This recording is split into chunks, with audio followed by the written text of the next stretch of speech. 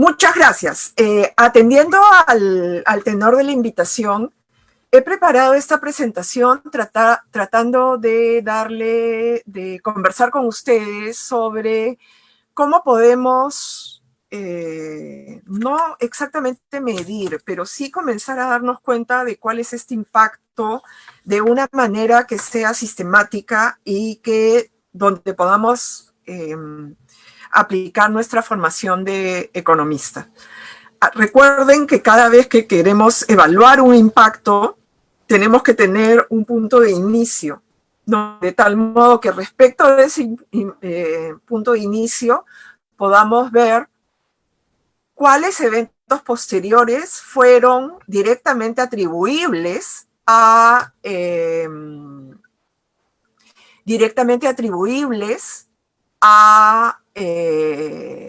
en este caso, el tratamiento, ¿no? Que sería la enfermedad, la irrupción del virus con toda la enfermedad y todo lo que sabemos de esa enfermedad ahora.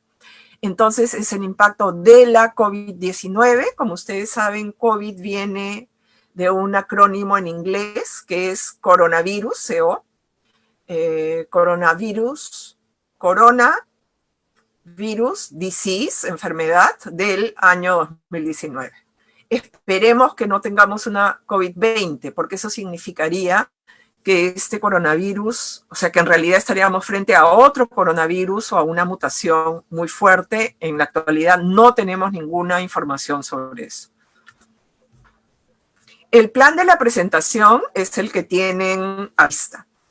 El primer punto es determinar cuál es, cómo acabamos el 2019 como línea de base, el equivalente a nuestra línea de base. Luego, examinar este shock de oferta y demanda que ha constituido el coronavirus y la COVID-19 durante el primer trimestre de 2020. En tercer lugar, los impactos previstos y las respuestas de política pública. Y 4, algunas perspectivas sobre qué tenemos por delante. Entonces, comenzamos. ¿Cómo terminó el año 2019? En términos económicos, nosotros teníamos un PBI que crecía famélicamente sin llevarnos a un punto de recesión, ¿no? Nadie podía decir que estábamos en recesión ni nada por el estilo, pero sí teníamos un crecimiento muy débil. Había un reto por acelerar este crecimiento porque de otro modo no podemos salir adelante. La tasa de referencia de la política monetaria, que es la tasa de interés que te pone el Banco Central para las operaciones interbancarias, estaba a la baja precisamente para tratar de incentivar la actividad económica. Como ustedes saben, cuanto más baja más proyectos se hacen económicamente viables. La fuente de estos datos, y esto es súper importante siempre de colocarlo, es el Banco Central de Reserva del Perú. ¿Qué pasaba con el comercio exterior? Recordemos que el comercio exterior es un pilar importante de cómo funciona nuestra economía, ¿no? En los últimos 20 años nos hemos dedicado a firmar tratados de libre comercio que precisamente facilitan los flujos de comercio exterior, y esto no es solamente importante para los bienes finales, sino para la manera como estaba estructurada la producción mundial sobre la base de cadenas globales de suministro, ¿no? Muchos insumos se hacen en el Asia, se ensamblan en México y se venden en Europa, ¿no? Y así podemos tener diferentes cadenas internacionales de suministro donde Perú podía aportar una pieza o podía aportar alimentos, que es lo que el boom agroexportador también nos muestra. A nivel de comercio exterior, nuestra tasa, nuestro riesgo país, que este es el spread entre la tasa de los bonos soberanos del Perú y la tasa de los bonos soberanos de los Estados Unidos, estaba realmente a favor nuestro, bastante baja. Y las exportaciones tenían una ruta ascendente con subidas y bajadas, dependiendo del precio y dependiendo de cómo iba algunos productos de nicho que nosotros producimos y vendemos. Nuevamente, la fuente, el Banco Central de Reserva del Perú. Nuestros términos de intercambio habían tenido una mejora en el 2017 y se andaban recuperando, no estaban realmente mal. Recuerden, los términos de intercambio son muy importantes para ver cuáles son los incentivos para continuar exportando y embarcarse en negocios de exportación. La cotización del cobre y el cobre andaba medio bajo, ¿no? En caída, y el oro en subida. Recuerden que el oro es un depósito de valor de referencia que cada vez que hay alguna incertidumbre, su precio tiende a subir porque los activos tienden a dirigirse a este activo seguro que podría ser el oro. Recuerden que desde que entró el gobierno republicano en los Estados Unidos, tenemos mucha incertidumbre respecto de las negociaciones de comercio exterior entre China y Estados Unidos, que son los dos grandes gigantes mundiales, y estábamos en un periodo donde seguimos hasta ahora con mucha incertidumbre respecto de cómo va a seguir esa pelea por la hegemonía económica mundial.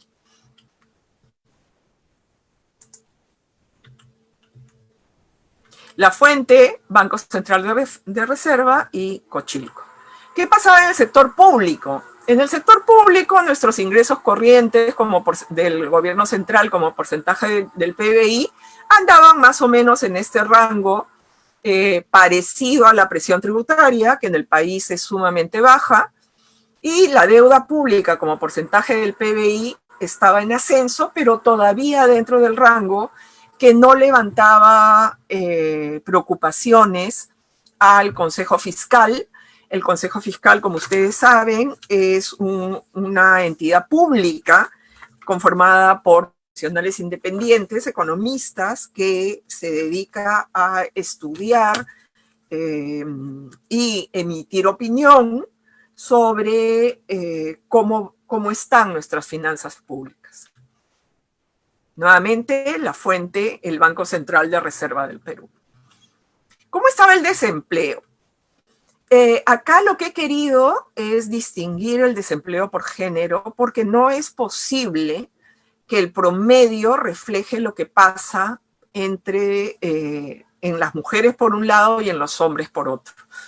El desempleo de mujeres es mucho más alto que el de los hombres, pero aún así el desempleo de los hombres estaba en tasas más o menos razonables, el desempleo de mujeres sí estaba relativamente alto. Esta cifra sí les pido por favor que la miren con atención.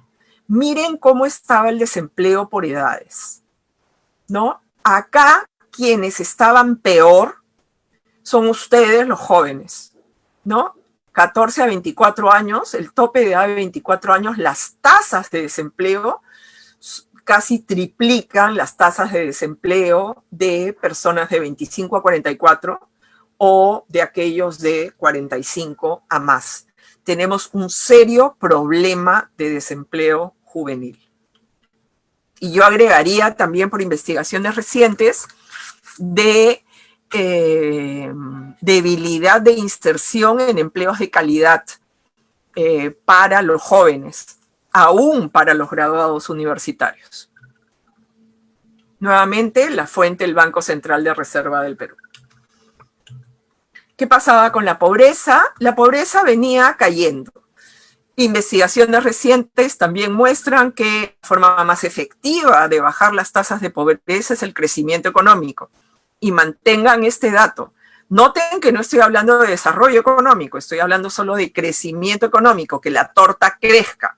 No sabemos si esa es una torta llena de mantequilla y azúcar blanca, es decir, probablemente perjudica el para la salud, o si es una torta hecha con ingredientes veganos, vegetarianos, orgánicos, etcétera, etcétera. No, solo estamos diciendo que la torta crezca. Investigaciones recientes muestran que el mejor predictor para bajar pobreza es el crecimiento económico.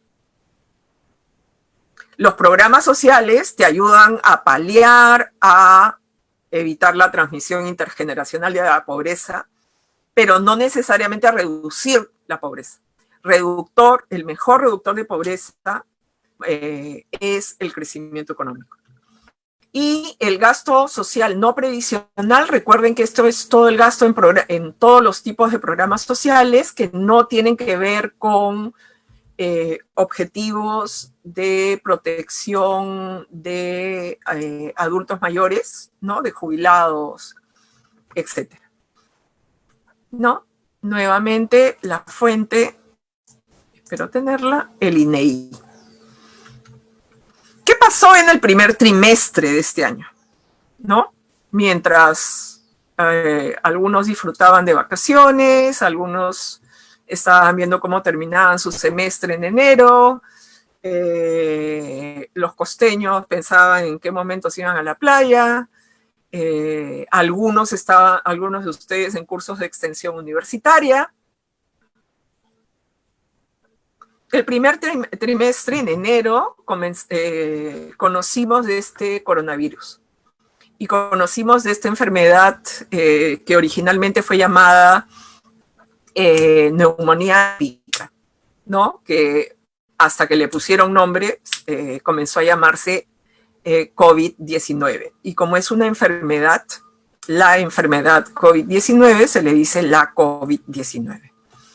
¿No? Ahora tenemos datos hasta el 5 de agosto. Y en el Perú, con datos oficiales, desde el 18 de marzo, que se registró el primer fallecido por esta enfermedad, hasta el 5 de agosto, 26.000 peruanos han fallecido por esta enfermedad. Y en algunos casos han sido papá y mamá, abuelo, abuela, padre, hijo, madre, hija, etc. A lo largo del tiempo ya tenemos 500.000 de casos. Y lo que se sabe es que si continuamos la tasa de detección de casos de las últimas 3 semanas, a fines de septiembre o principios de octubre, este número de 500.000 de casos confirmados se va a duplicar. Para fines de septiembre o principios de octubre tendríamos 1.000.000 de casos confirmados en el Perú. ¿Cuál es la fuente acá? El Ministerio de Salud. Dado la información que se tenía a inicios de marzo, se decretó una cuarentena que en términos económicos es poner a la economía en un coma inducido. ¿No? No es que la economía sufrió un shock y quedó comatosa, sino como sería un terremoto, por ejemplo, un terremoto como el que tuvo Pisco en el 2005, 7.9 de intensidad, sería un shock que te destruye la infraestructura. En este caso, necesitas poner a la economía en un coma inducido debido a que el contagio, este es un virus como el de la gripe, un virus como otros virus que conozcamos, y como sabemos y nos han dicho los médicos, con el virus tú lo único que puedes hacer para pelear con él es evitar los contagios y además dejarlo que tu cuerpo pelee, ¿no? El problema con este virus es que genera reacciones en el cuerpo muy disímiles y en algunos casos muy graves. Ya hoy día sabemos que hay por lo menos 6 posibles tipos de COVID-19. Algunos que efectivamente los peores te llevan a la muerte y otros donde no sientes absolutamente nada, que son los denominados asintomáticos. ¿Cómo esta economía en coma inducido, qué contexto global tiene? Caen precios de cobres y materias primas, sube el oro. Recuerden que les estaba comentando que el oro es un depósito de valor. Cuando hay incertidumbre, muchos inversionistas van a comprar oro para protegerse. Y tuvimos un beneficio en términos de intercambio por caída del precio del petróleo y además con la cuarentena una reducción de demanda muy importante. Las actividades productivas fueron pensadas prácticamente en todo el mundo, ¿no? A medida que se entraba y se salía de posibles cuarentenas.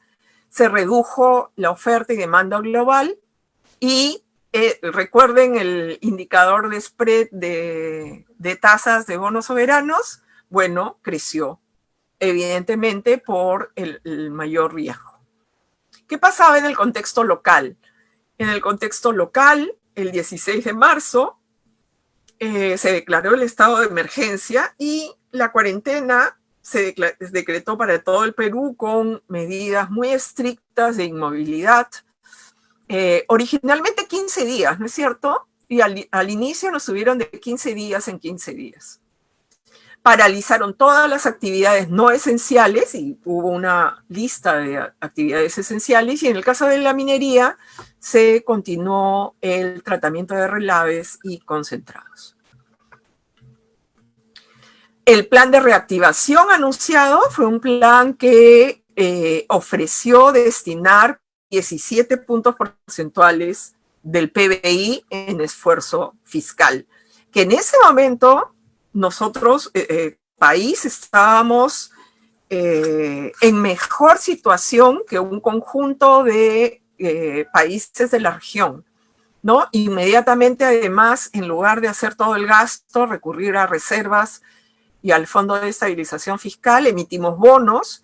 La emisión de bonos nos permitió liberar de alguna manera, o en todo caso, de guardar pan para mayo, para, con la incertidumbre, si no sabíamos si hoy es claro que cualquier emisión de bonos soberanos nos va a castigar fuertemente debido a la situación en la que estamos, y en ese momento poder usar los fondos de ahorros.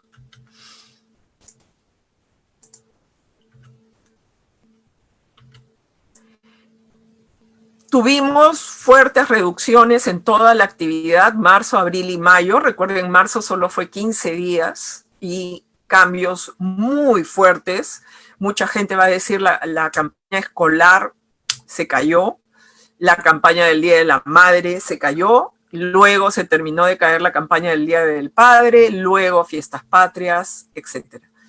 Y como señal de la caída de los flujos mundiales y las cadenas de suministro globales, tenemos una caída muy importante en las exportaciones, se está rebotando con el reinicio de actividades económicas, pero todavía sin llegar al nivel de junio del año pasado.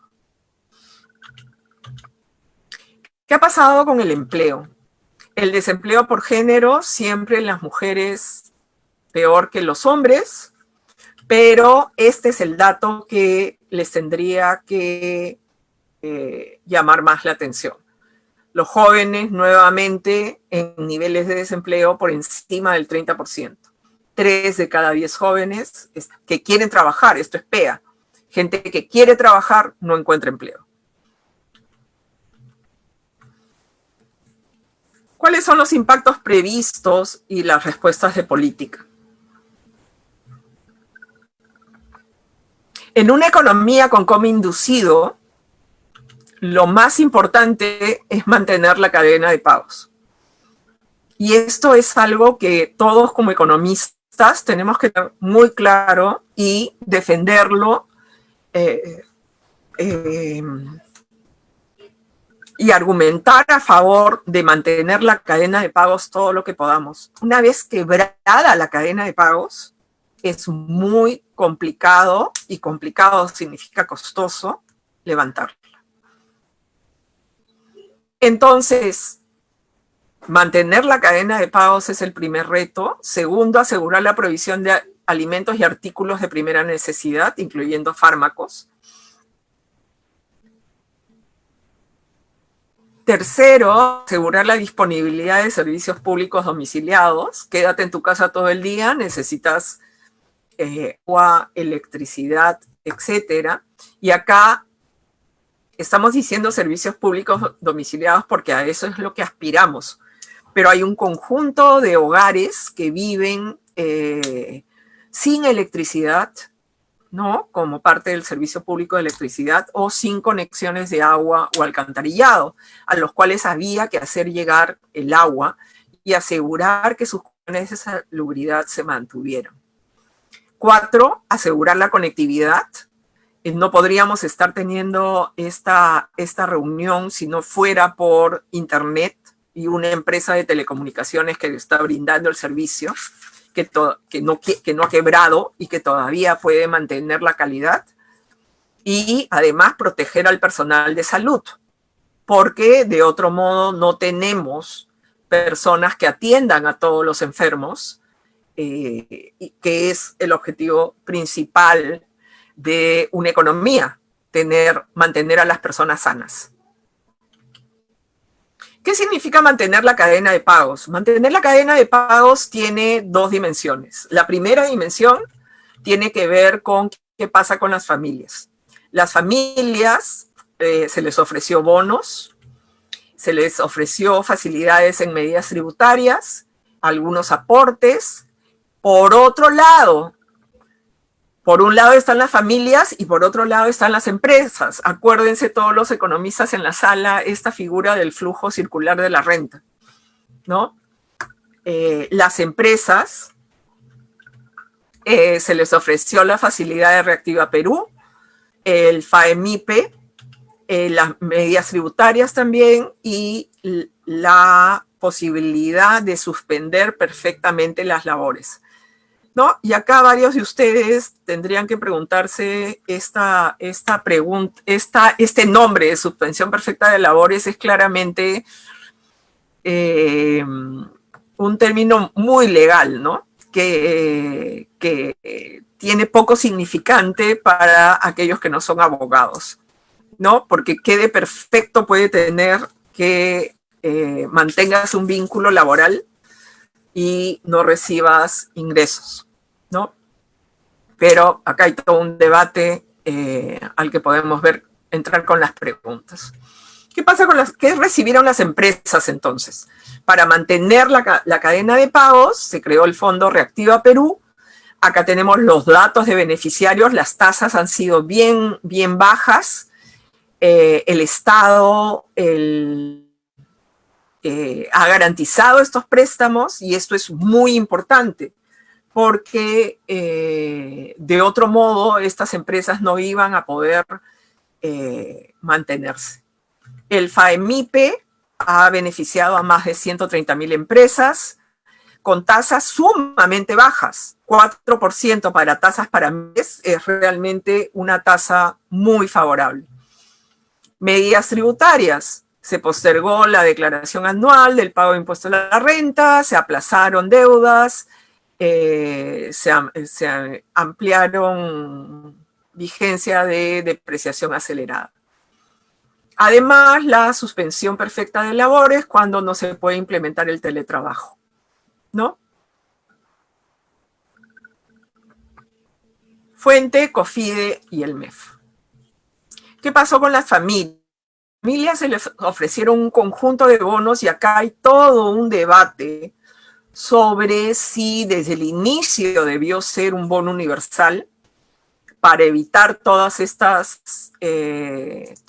confusiones, ¿no? De qué bono me toca, cuándo lo están pagando, cuándo no. Ya más tarde, hacia mayo, comenzaron los bonos para policías, militares y personal del INPE. Y además también junio, julio, subsidios por orfandad o trabajadores en superficie. El subsidio para trabajadores en suspensión perfecta fue más temprano, en abril más o menos. Y ahora que estamos viendo que necesitamos mantenernos en cuarentena, yendo por un segundo bono de 760 soles. Y acá viene de mis primeras críticas.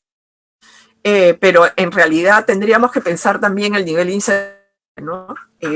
Todos estos bonos se han ido dando como sobre la marcha sin un plan, ¿no? Y esto es algo que se puede discutir.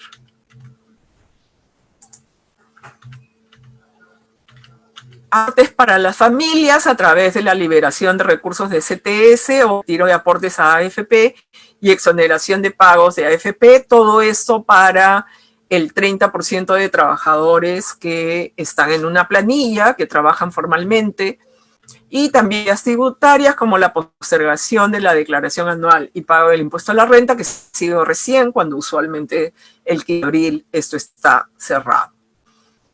Fuente, COFIDE, el MEF y otra más por ahí. Asegurar la provisión de alimentos y artículos de primera necesidad. Se dieron las medidas para facilitarlo.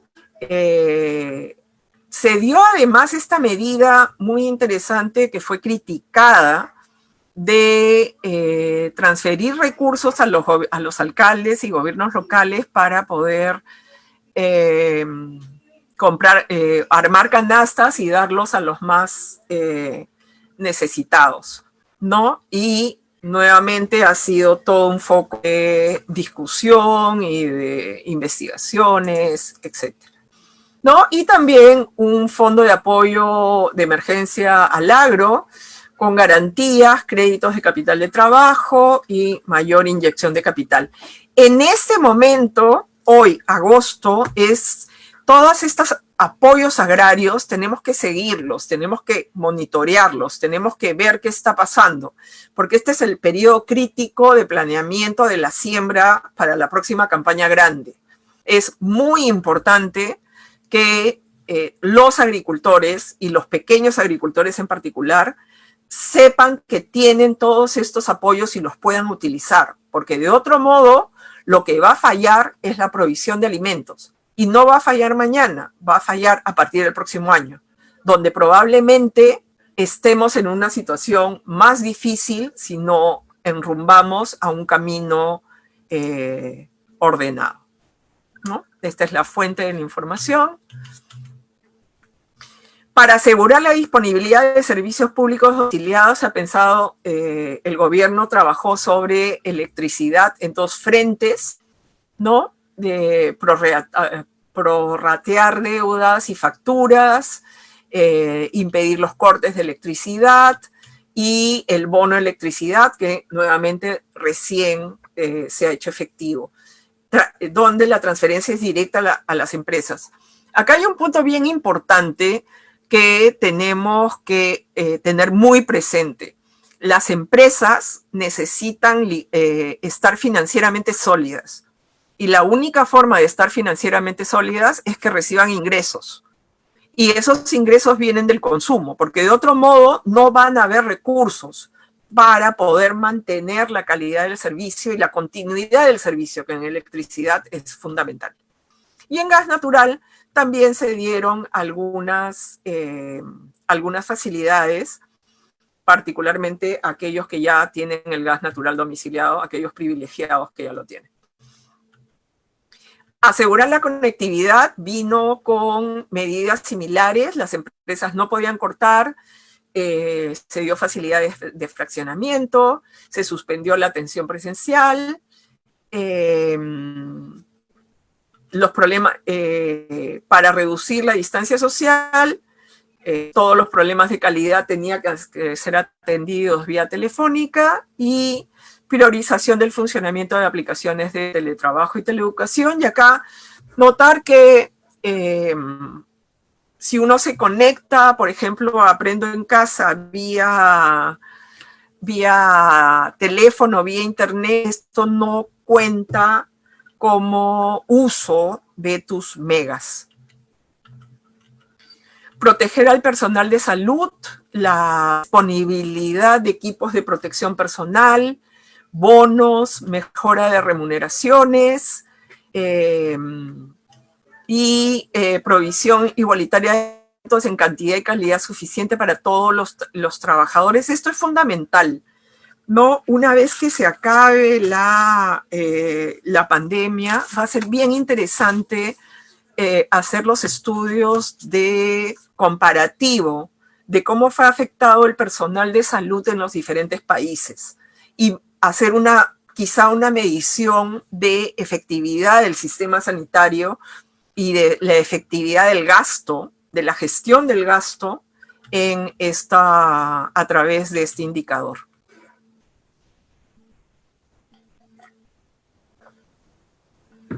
¿Cuáles son las perspectivas hoy? Lo primero que tenemos que recordar cuando queremos pensar en perspectivas, medidas, etcétera, es que estamos en un momento de incertidumbre, como a veces decimos como broma entre los economistas, a la n potencia. Ni siquiera son riesgos, es incertidumbre, no sabemos. ¿Qué cosas no sabemos? En este momento no hay tratamiento para este virus. No existe tratamiento. ¿No? Eso es algo que tenemos que tener bien claro. Esto es un virus, no es una bacteria que la matas, el tratamiento, si es sistema respiratorio, acitromicina, y si es sistema digestivo o otro antibiótico. No hay tratamiento. Tampoco hay vacuna, ¿no? Recuerden, polio está casi eliminado porque tenemos una vacuna y la vacuna es obligatoria. Tenemos otras vacunas contra gripe, tenemos maneras de protegernos si el virus entra a nuestro cuerpo. En este momento no hay tratamiento, no hay vacuna. Es el peor momento para enfermarse. Pero para no enfermarse necesitamos cambiar los hábitos. Necesitamos alejarnos físicamente de las personas, y eso los peruanos hasta hace muy poco nos hemos estado saludando entre perfectos desconocidos, a hacer los cachetes, ¿no? Nos damos la mano, estamos acostumbrados a viajar con mucha gente en el transporte público. En este momento sobrevivir significa dejar de hacer esas cosas, dejar de acercarte a las personas, protegerte, ¿no? Ponerte la mascarilla, si puedes el protector facial, alejarte de aglomeraciones, a como dé lugar, y eso es un algo que es muy complicado de cambiar. Y además, en ese momento, a diferencia de mayo, el sistema de salud está colapsado. No hay manera de que si una persona necesita un tratamiento si le ha dado la enfermedad de la peor manera posible, ¿no? Que necesita cama UCI, le encuentre, ¿no? Entonces, eso lo tenemos que saber.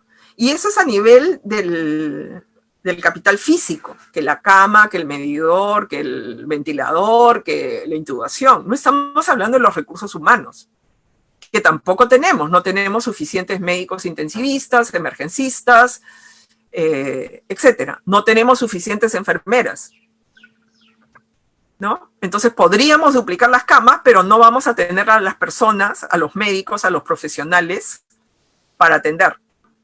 Entonces, si hoy es un momento para cambiar hábitos, o sea, si hay algún momento es hoy. Porque lo más probable, si te da la peor forma de la enfermedad, es que el desenlace sea fatal. Y además, a nivel de políticas, no sabemos cuál es el plan. De no saber, o sea, no solo para frenar el número de contagios, sino tampoco tenemos marco macroeconómico multianual. En estos días, la ministra de Economía ya tiene que llevar al Parlamento para aprobación el presupuesto público de la República para el 2021, perdón. En ese momento tiene que salir un marco macroeconómico multianual con las proyecciones de tipo de cambio, de inflación, de crecimiento del PBI, porque de otra manera el presupuesto no se soporta. Tú tienes que tener esos parámetros para poder hacer tu presupuesto. Entonces, estemos alertas estos días de la discusión sobre el presupuesto público. ¿Cuál es la prioridad a corto plazo? Y acá en el Perú siempre nos gusta decir si algo es así urgente, es para ayer, ¿no es cierto? Entonces, para ayer necesitamos una estrategia para controlar los contagios. No soy epidemióloga, me resulta muy complicado decir cómo, pero es claro que la manera como lo hemos estado haciendo hasta ahora no ha servido. Entonces, algo tiene que cambiar en serio. Y hay muchos especialistas trabajando en el tema, habiendo dado un conjunto de recomendaciones de cómo se pueden hacer las cosas. Y siempre, si hay una persona menos que ha fallecido, vamos a estar mejor. Y tenemos que cambiar de ruta, porque de otro modo vamos al millón de contagiados para fines de septiembre, 6 semanas. Lo otro, que en realidad no es lo otro, la única manera de ayudar a la economía es controlar los contagios. Es la única manera que la gente se va a sentir segura de salir a comprar, de hacer compras, de hacer pedidos, de embarcarse en emprendimientos productivos, en activar los mercados, etc. Controlar contagios es la única forma de ayudar a la economía. Y es una prioridad mantener el conocimiento de cómo hacer las cosas. Y eso significa que las empresas no quiebren, que el capital humano siga fuerte y que el sistema financiero sea sólido. En este momento tenemos en el Congreso 3 o 4 proyectos de ley que son aterradores en términos de hacer que las empresas quiebren, que el capital humano siga fuerte o que el sistema financiero sea sólido. Tenemos que estar muy preocupados de mantener cómo hacer las cosas, porque cuando este conocimiento que no está escrito se pierde, es un conocimiento que cuesta mucho trabajo y muchos años recuperar. Y es importante también, y tomo esta recomendación de la última publicación del Banco Interamericano de Desarrollo, que ha reunido a un equipo de economistas de las Américas para proponer un conjunto de políticas y recomendaciones para salir adelante. Y una de las recomendaciones es sentar las bases de un nuevo contrato social, ¿no? En este nuevo contrato social es imprescindible. ¿Qué cosa es imprescindible? Crecer económicamente. No hay forma si no crecemos económicamente. No hay forma de poder generar los recursos para no volver a sufrir desnutrición o desempleo si no crecemos económicamente, y esto lo tenemos que tener bien claro. Para incluir a todos en el crecimiento, no podemos seguir teniendo personas del lado de este crecimiento, y esto significa proveer servicios públicos de calidad como educación y salud de calidad para todos como derecho ciudadano. Ya no puede, parte de lo que dan a entender en esta publicación, y que además es consistente con lo que viene recomendando Santiago Levy, este economista mexicano, hace tiempo, es que el sistema de salud tiene que ser un sistema universal que no dependa de tu situación laboral, que ya no dependa de si eres quinta categoría, cuarta categoría, si tienes empleo, si no tienes empleo. Tienes DNI, tienes salud. Y este es un tema en el que tenemos que trabajar y cambiar las maneras de pensar. Y para hacer todo esto necesitamos fortalecer al Estado. Y fortalecer al Estado no es solo tener un presidente con popularidad. Lo que necesitamos es la gestión pública tenga como fin atender al ciudadano. Porque la gestión pública en muchas entidades tiene como fin evitar los juicios de la Contraloría. Y eso no puede ser. Porque nos lleva a la parálisis, nos lleva a un Estado que no funciona, un Estado que no compra, a un Estado que no provee servicios, a un Estado que se queda diciendo, acá termina mi ámbito de competencia. Pero señora, ¿quién recoge el cadáver? No me toca a mí, le toca al otro. Así no podemos seguir funcionando. Esto requiere un gran cambio de la manera de cómo nos relacionamos con el Estado y cómo nos relacionamos entre todos. Y con esto les doy las gracias por la atención y mi correo por si quieren comunicarse conmigo a futuro.